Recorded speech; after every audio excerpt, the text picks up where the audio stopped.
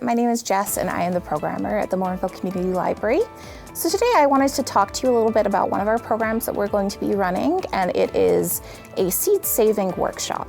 So we've partnered with Ash from Growers Blend, and she's going to be coming into the library to talk to you a little bit about saving your seeds. So seed saving is essentially once you have harvested all of the seeds from your garden in the fall time, you can actually save your seeds to plant for the next year.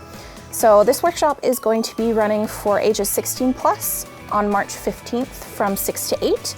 And Ash will be doing a presentation on seed saving, giving you any tips and tricks, giving you recommendations for reading material, and will also be answering any of your questions.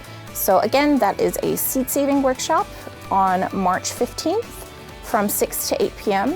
and it is for ages 16 plus. It is by registration, so if you would like to register, you can either register online when we have the form up, or you can come into the library and ask us to register you for yourself. If you have any other questions, please feel free to come into the library or give us a call.